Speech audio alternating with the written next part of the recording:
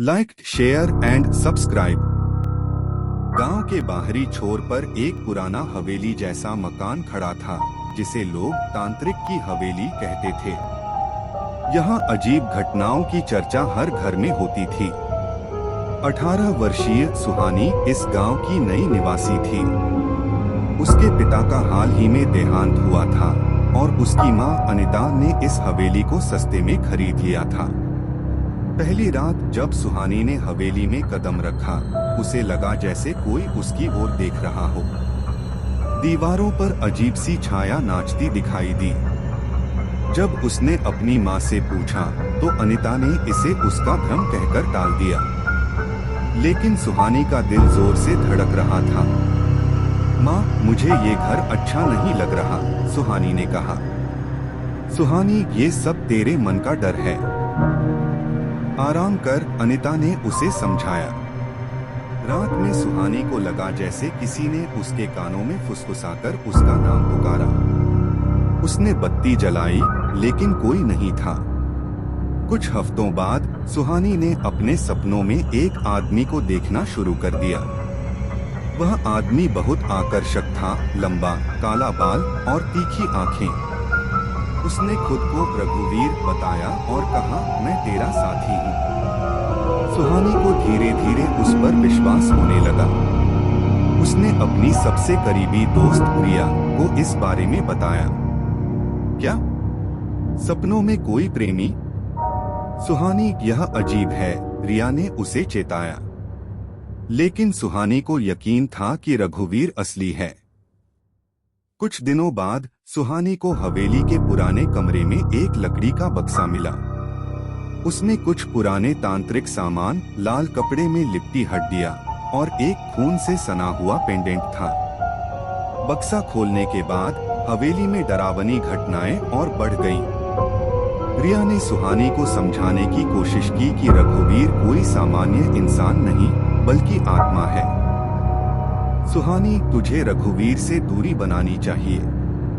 यह हवेली का श्राप हो सकता है। लेकिन सुहानी ने उसकी बात को अनसुना कर दिया। प्रिया, तुम मेरी खुशियों से जलती हो। मुझे रघुवीर को समझने दो, सुहानी चिल्लाई। उसी रात सुहानी ने रघुवीर को अपने कमरे में देखा। वह अब सपना नहीं था, वह असली था। लेकिन उसकी आंखों में अजीब सी चमक और उसकी परछाई इंसानों जैसी नहीं थी। प्रिया और अनिता ने पंडित जगन्नाथ को हवेली में बुलाया। पंडित ने ध्यान करते हुए कहा, यहाँ एक अजीब ऊर्जा है। यह आत्मा सिर्फ यहाँ रहने वालों को परेशान नहीं करती, यह किसी से जुड़ चुकी है। सुहानी उस वक्त कमरे में थी। वह अचानक हंस पड़ी। उसकी हंसी में दर्द और पागलपन था। रघुवीर मेरा है, कोई उसे मुझसे अलग नहीं कर सकता, उसने चिल्लाते हुए कहा। पंडित ने तुरंत महसूस किया कि सुहानी रघुवीर के प्रभाव में है। इस आत्मा ने सुहानी को पूरी तरह जकड़ लिया है। यह आत्मा तब तक नहीं छोड़ेगी जब तक इसका मकसद पूरा नहीं हो जाता। पंडित ने हवेली की छानबीन शुरू की। पुराने तांत्रिक उपकरणों और दीवारों पर लिखे मंत्रों को देखकर उन्होंने बताया कि रघुवीर को यहाँ एक तांत्रिक ने बुलाया था। यह आत्मा उस तांत्रिक की बनाई हुई है और इसे तोड़ने का एक ही तरीका है, उसकी मूल कब्र तक पहुँचना। पंडित ने सुझाव दिया कि उन्हें रघुवीर की असल पहचान और उसकी मौत की सच्चाई का पता लगाना होगा।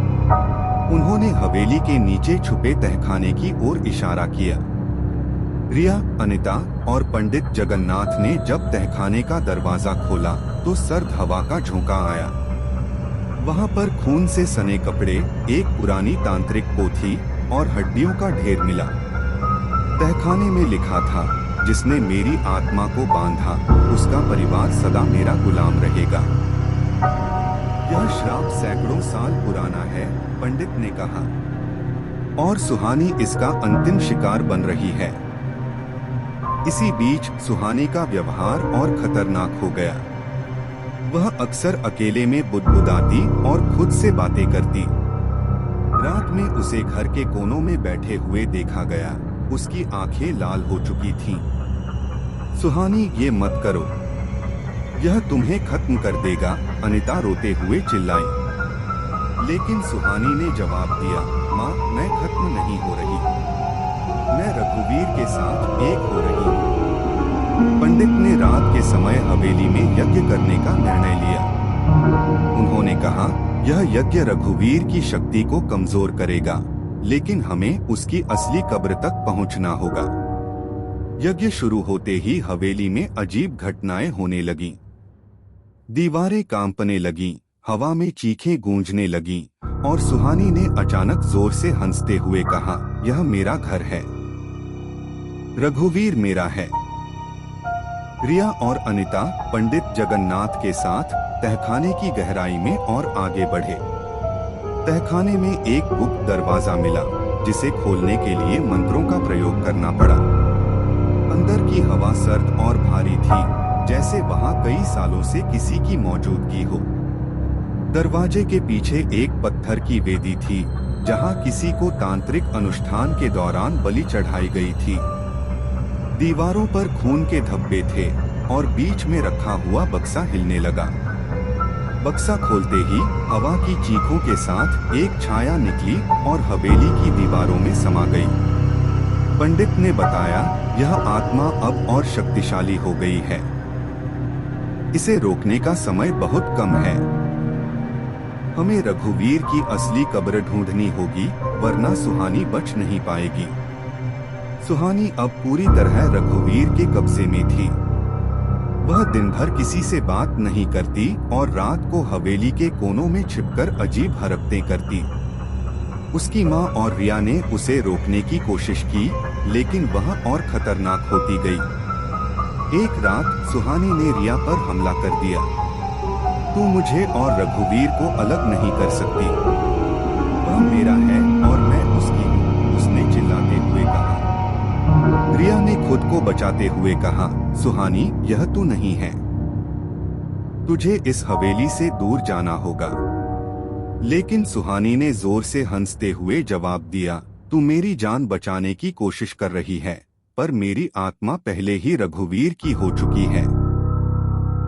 पंडित जगन्नाथ ने गांव के बुजुर्गों से हवेली के इतिहास के बारे में पूछताछ की।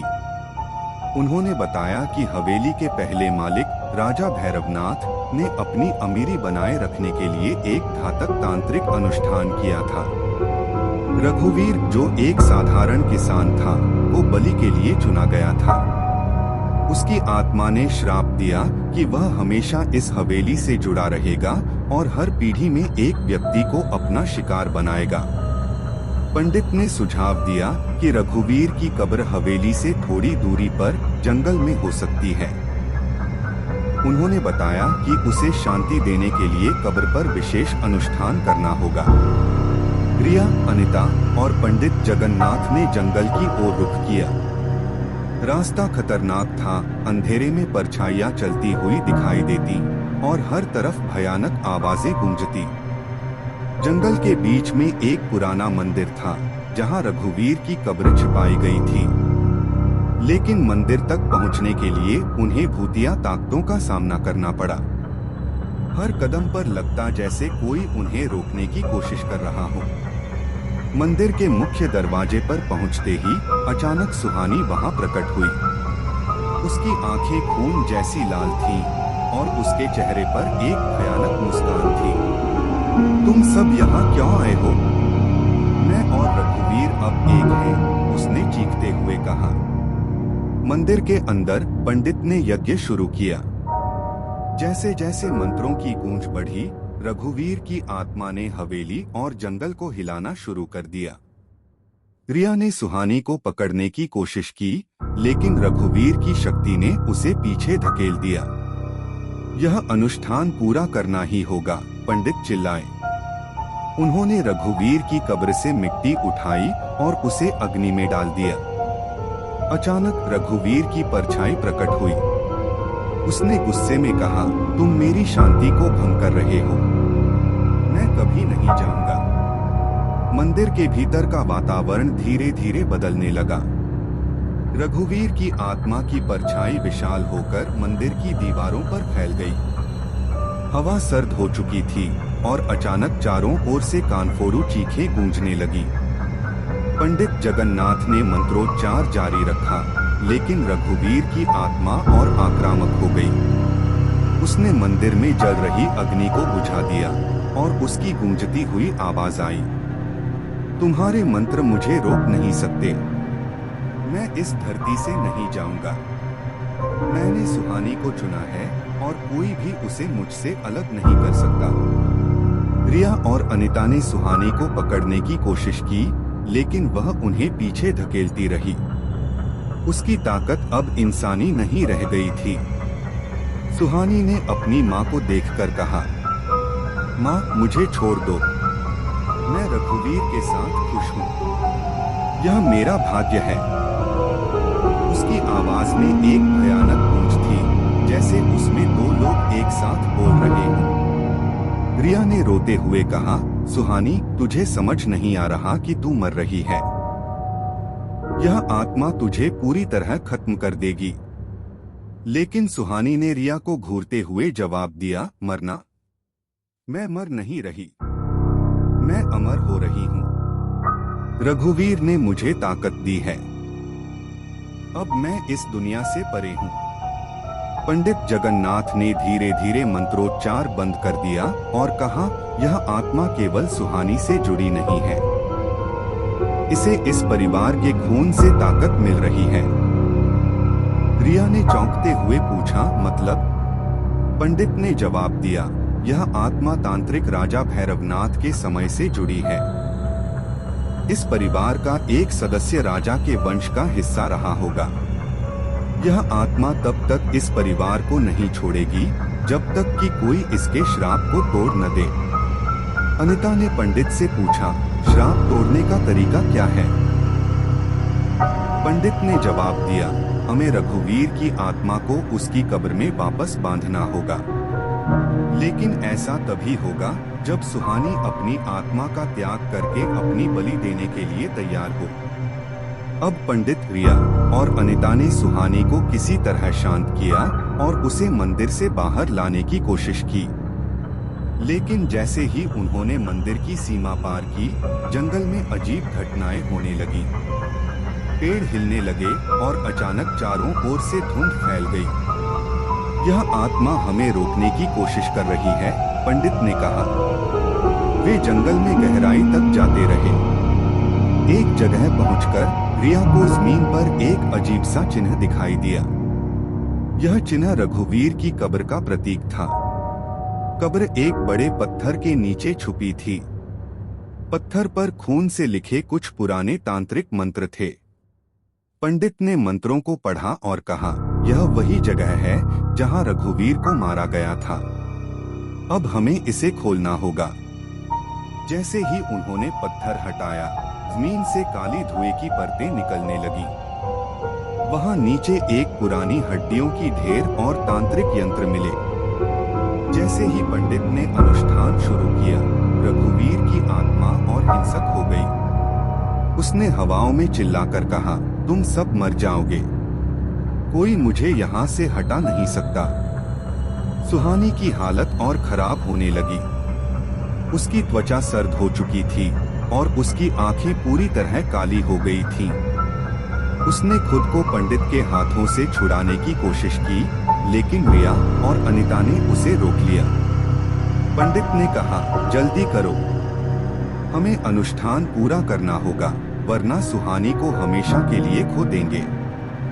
जैसे ही पंडित जगन्नाथ ने तांत्रिक मंत्रों का उच्चारण किया, रघुवीर की आत्मा अधिक शक्तिशाली होती गई। चारों ओर हवा इतनी तेज हो गई कि उनके हाथ से यंत्र छूटने लगे। यह कब्र असली नहीं है, पंडित ने चौंक कर कहा। रिया ने पूछा, तो फिर असली कब्र कहाँ है? पंडित ने बताया, यह तांत्रिकों का खेल है। रघुवीर की आत्मा को पूरी तरह से बंदी बनाने के लिए असली कब्र को छुपा दिया गया होगा। हमें उसकी असली जगह खोजनी होगी। वे लोग वापस हवेली की ओर लौटे, लेकिन रास्ते में भूतिया परछाइयां उन्हें डराने लगी। रघुवीर की गूंजती हुई आवाज सुनाई दी, तुम सब यहाँ से जिंदा नहीं जाओगे। हवेली पहुंचने पर पंडित ने तहखाने में जाने का निर्णय लिया। यहीं से हमें असली कब्र का पता मिलेगा, उन्होंने कहा। तहखाने में एक पुरानी दीवार पर गुप्त तांत्रिक चिन्ह बने हुए थे। पंडित ने मंत्र पढ़ते हुए दीवार को छुआ। अचानक दीवार का एक हिस्सा खुला और वहां से एक पुरानी तांत्रिक पुस्तक मिली। पुस्तक में लिखा था कि रघुवीर को उसकी इच्छा के खिलाफ बलि दी गई थी और उसकी कब्र को हवेली के बगीचे में गहराई से छुपाया गया था। बगीचे की जमीन को खोदते हुए उन्हें अजीब आवाजें सुनाई देने लगी। मिट्टी के नीचे एक काले पत्थर की वेदी मिली। वेदी पर रक्त के धब्बे और टूटे हुए कंकाल थे। यहीं पर रघुवीर को दफनाया गया था, पंडित ने कहा। जैसे ही उन्होंने पत्थर हटाया, एक डरावना दृश्य प्रकट हुआ। रघुवीर की आत्मा वहां एक काली छाया के रूप में खड़ी थी। तुम मुझे शांति नहीं दे सकते, मैं इस परिवार को तबाह कर दूंगा, उसने गुस्से में चिल्लाया। रघुवीर की शक्ति अब सुहानी के शरीर को पूरी तरह से जकड़ चुकी थी। उसने अपने दोनों हाथ ऊपर उठाए और हवेली की दीवारें कांपने लगी। रिया ने पंडित से पूछा, अब क्या करें? मेरी बेटी को बचाइए। पंडित ने कहा, हमें आत्मा को उसकी कब्र में बांधने के लिए बलि देनी होगी, लेकिन यह बलि आत्मा के खून से जुड़े किसी व्यक्ति की होगी। रिया ने खुद को बलिदान करने की पेशकश की। अगर मेरी जान देकर मेरी बेटी बच सकती है तो मैं तैयार हूँ। पंडित ने कहा, नहीं, यह बलि तभी काम करेगी जब सुहानी अपनी मर्जी से यह त्याग करे। सुहानी ने एक पल के लिए अपनी चेतना वापस पाई। माँ, मुझे जाने दो। अगर मैं यह बलिदान नहीं दूंगी तो यह आत्मा पूरे परिवार को खत्म कर देगी। पंडित ने बलि का यज्ञ शुरू किया। मंत्रों की गूंज के साथ रघुवीर की आत्मा और अधिक हिंसक हो गई। हवेली में हर चीज टूटने लगी। जैसे ही सुहानी ने अपने खून की कुछ बूंदें वेदी पर चढ़ाई, आत्मा चीखने लगी, नहीं, यह मेरा अंत नहीं हो सकता। आत्मा धीरे धीरे काली धुंध में बदल गई और कब्र के भीतर समा गई। लेकिन यह प्रक्रिया पूरी होने से पहले ही सुहानी बेहोश होकर गिर पड़ी। रघुवीर की आत्मा भले ही कब्र में बांध दी गई हो, लेकिन उसकी गूंज हवेली में अभी भी सुनाई देती है। पंडित ने चेतावनी दी, यह आत्मा तब तक पूरी तरह खत्म नहीं होगी जब तक तांत्रिक राजा भैरवनाथ का श्राप नहीं टूटेगा। हमें उसकी असली कब्र खोजनी होगी। पंडित जगन्नाथ के जाने के बाद रिया और अनिता ने महसूस किया कि हवेली में एक अजीब सन्नाटा छा गया है। हालांकि रघुवीर की आत्मा को तात्कालिक तौर पर शांत किया गया था, पंडित ने चेतावनी दी थी कि असली खतरा अब शुरू होगा। हवेली का अंधेरा इतिहास धीरे धीरे उभरने लगा। गांव के बुजुर्गों से पता चला कि राजा भैरवनाथ केवल एक लालची शासक नहीं था, बल्कि एक घातक तांत्रिक भी था, जिसने अपनी आत्मा को अमर करने के लिए कई मासूमों की बलि चढ़ाई थी। भैरवनाथ ने अपनी मृत्यु से पहले अपनी आत्मा को हवेली के सबसे गहरे हिस्से में बांध दिया था। उसने कहा था कि जब भी कोई उसकी कब्र को छूने की कोशिश करेगा, वह जाग जाएगा। इस रहस्य ने रिया और अनिता को डरा दिया, लेकिन सुहानी की लगातार बिगड़ती हालत ने उन्हें एक बार फिर पंडित से मदद मांगने पर मजबूर कर दिया। पंडित ने सलाह दी कि तहखाने में कुछ और गहरे रास्ते हैं, जहां शायद राजा भैरवनाथ के तंत्र मंत्र और बलि स्थलों के प्रमाण छुपे हो सकते हैं। रिया, अनिता और पंडित ने तहखाने की गहराई में प्रवेश किया। तहखाने में एक और गुप्त दरवाजा मिला। दरवाजे पर खून से लिखा हुआ संदेश था, जो मुझे जगाएगा वह खुद को मेरी शक्ति का हिस्सा बना लेगा। पंडित ने चेताया, यह दरवाजा केवल एक बलिदान से खुलेगा, हमें सावधानी बरतनी होगी। पंडित ने एक अनुष्ठान शुरू किया। जिसके दौरान रिया ने महसूस किया कि दरवाजे के पीछे कुछ बहुत ही भयावह छुपा हुआ है। दरवाजा खुलते ही तेज हवा और गूंजते हुए तांत्रिक मंत्रों की आवाजें पूरे तहखाने में फैल गईं। अंदर एक पुरानी वेदी और राजा भैरवनाथ का तांत्रिक त्रिशूल रखा था। जैसे ही पंडित ने त्रिशूल को छुआ, वेदी से एक भयानक चीख निकली। राजा भैरवनाथ की आत्मा ने अंधेरे से आकार लिया। उसका स्वर दहाड़ता हुआ था, तुमने मेरी शांति को भंग किया है। अब तुम सब मेरी शक्ति के भागी बनोगे। भैरवनाथ की आत्मा ने सुहानी को नियंत्रित करने की कोशिश की। उसने अपने तांत्रिक ज्ञान से उसे अपनी रानी बनाने की घोषणा की। सुहानी, अब तू मेरी शक्ति का हिस्सा बनेगी। तू अमर होगी मेरी तरह। रघुवीर की आत्मा, जो अब भी पूरी तरह खत्म नहीं हुई थी, वापस प्रकट हुई। उसने भैरवनाथ का विरोध किया। तूने मेरे जीवन को तबाह किया, लेकिन मैं तेरी आत्मा को इस दुनिया में राज नहीं करने दूंगा।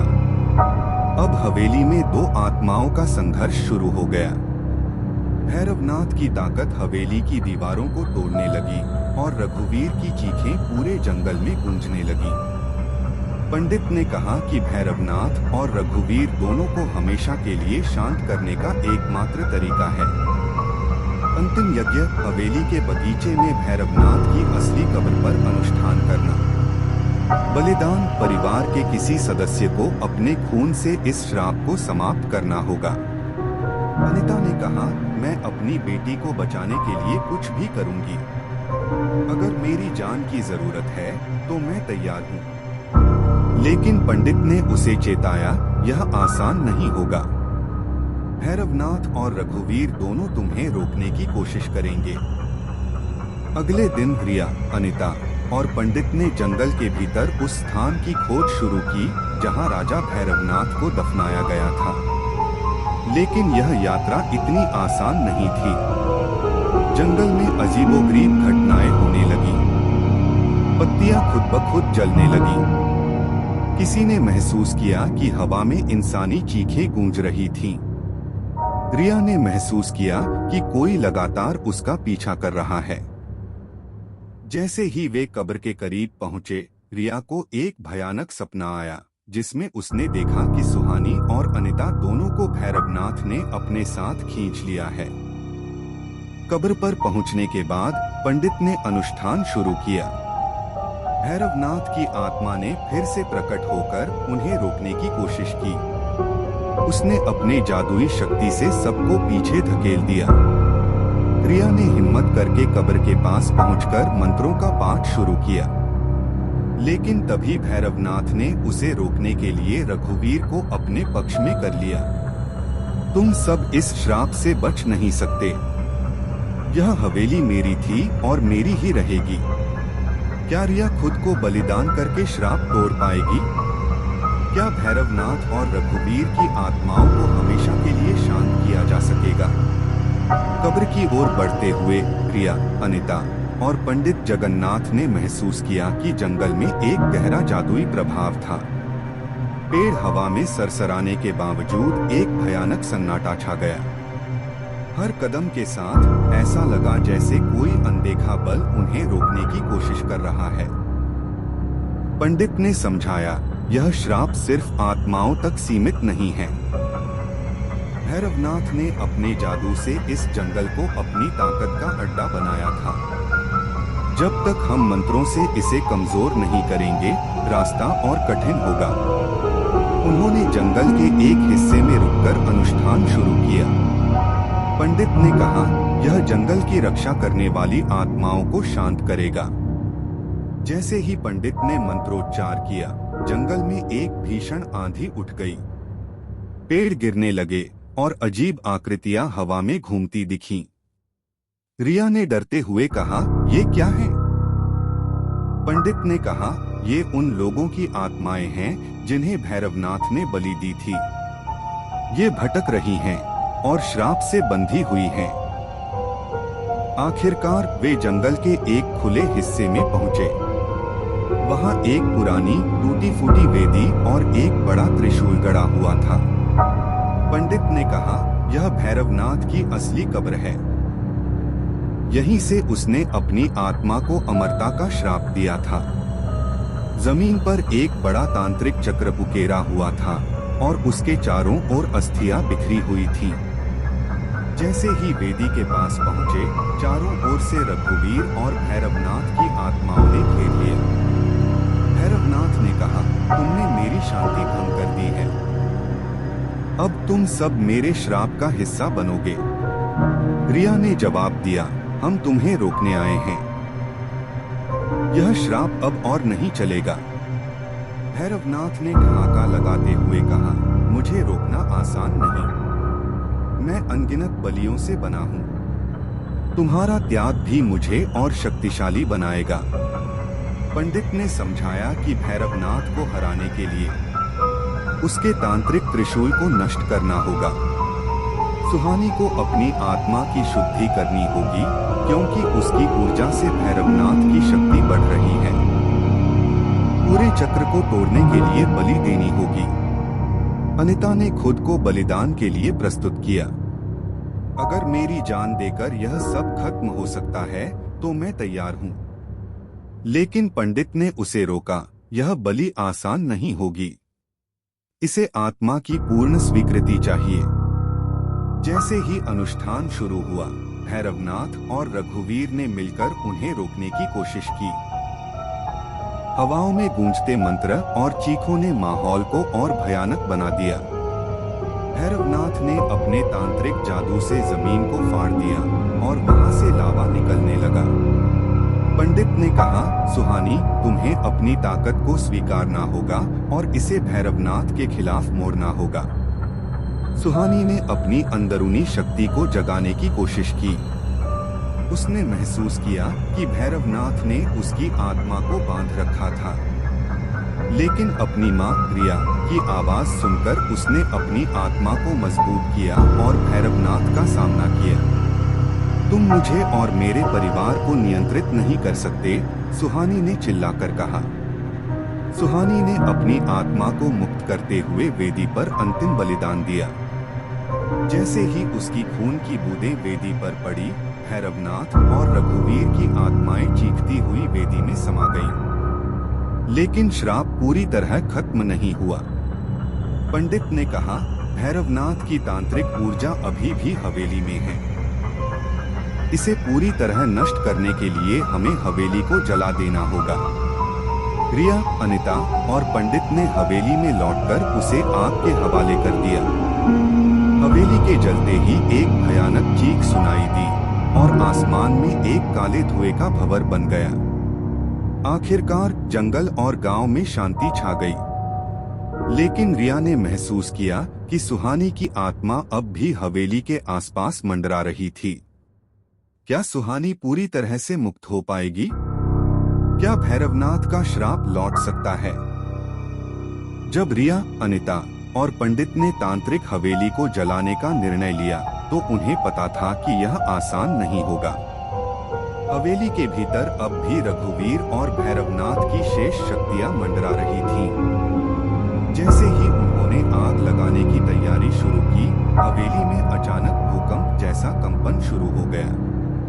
हवेली की पुरानी दीवारों से अजीबोगरीब आकृतियां निकलने लगी, काले साए जिनकी आंखें लाल थीं। ये वे आत्माएं थीं जिन्हें भैरवनाथ ने अपने काले जादू से बांध रखा था। पंडित ने रिया से कहा, यह श्राप अब हवेली तक सीमित नहीं है। इसे खत्म करने के लिए हमें इसे पूरी तरह खाक करना होगा। लेकिन ध्यान रहे, आत्माएं हमें रोकने की कोशिश करेंगी। जैसे ही उन्होंने हवेली में तेल छिड़कना शुरू किया, रिया ने सुहानी को देखा। सुहानी की आंखें अब भी सफेद थीं और उसकी आवाज किसी और की लग रही थी। माँ, मुझे बचाओ, मैं अब भी इनके नियंत्रण में हूँ। रिया का दिल टूट गया, लेकिन उसने सुहानी को छुड़ाने का निश्चय किया। पंडित ने मंत्रोच्चार करते हुए बताया कि हवेली में एक गुप्त स्थान है जहाँ भैरवनाथ ने अपनी अंतिम आत्मा को बांध रखा है। अगर हम वह स्थान ढूंढ लें तो यह श्राप हमेशा के लिए समाप्त हो सकता है। हवेली के तहखाने में वे गुप्त स्थान पर पहुंचे। वहां एक बड़ा तांत्रिक यंत्र और खून से सना हुआ त्रिशूल गड़ा हुआ था। पंडित ने कहा, यह त्रिशूल भैरवनाथ की शक्ति का केंद्र है। इसे नष्ट करना ही सब कुछ खत्म करेगा। लेकिन जैसे ही रिया ने त्रिशूल को छुआ, भैरवनाथ की आत्मा ने प्रकट होकर उन्हें रोकने की कोशिश की। तुम सब मेरी दुनिया को नष्ट नहीं कर सकते, उसने दहाड़ते हुए कहा। पंडित ने कहा, रिया, तुम्हें ही यह काम करना होगा। केवल एक माँ का बलिदान ही इस त्रिशूल को नष्ट कर सकता है। रिया ने आंसुओं के बीच कहा, अगर इससे मेरी बेटी बच सकती है तो मैं यह करने के लिए तैयार हूँ। रिया ने त्रिशूल को अपने खून से छुआ। त्रिशूल टूटने लगा और हवेली में एक जबरदस्त विस्फोट हुआ। भैरवनाथ और रघुवीर की आत्माएं चीखती हुई हवेली के साथ जलकर खाक हो गई। सुहानी की आत्मा पूरी तरह से मुक्त हो गई। उसने अपनी माँ को आखिरी बार गले लगाते हुए कहा, माँ, आपने मुझे बचा लिया। और फिर वह धीरे धीरे प्रकाश में विलीन हो गई। हवेली के जलने के बाद गांव में अजीब घटनाएं बंद हो गईं। जंगल अब सामान्य लगने लगा। रिया और अनिता ने तय किया कि वे गांव छोड़कर एक नई शुरुआत करेंगी। गांव के लोग अब भी इस कहानी को भूतिया किस्सों के रूप में सुनाते हैं। लेकिन रिया के लिए यह उसकी बेटी की कुर्बानी और उसकी माँ की ताकत की कहानी थी। जैसे ही रिया और अनिता गांव से निकलने लगी, एक बच्चे ने उनसे पूछा, क्या आप उस हवेली में रहती थीं? रिया ने मुस्कुराकर कहा, अब वह जगह हमारे लिए नहीं है। लेकिन जब वे गाड़ी में बैठीं, रिया ने महसूस किया कि गाड़ी के शीशे पर सुहानी की परछाई दिखाई दी। माँ, मैं हमेशा आपके साथ हूँ, एक हल्की आवाज गूंजी। क्या यह भूतिया उपस्थिति का अंत था या एक नया अध्याय? Like, share and subscribe.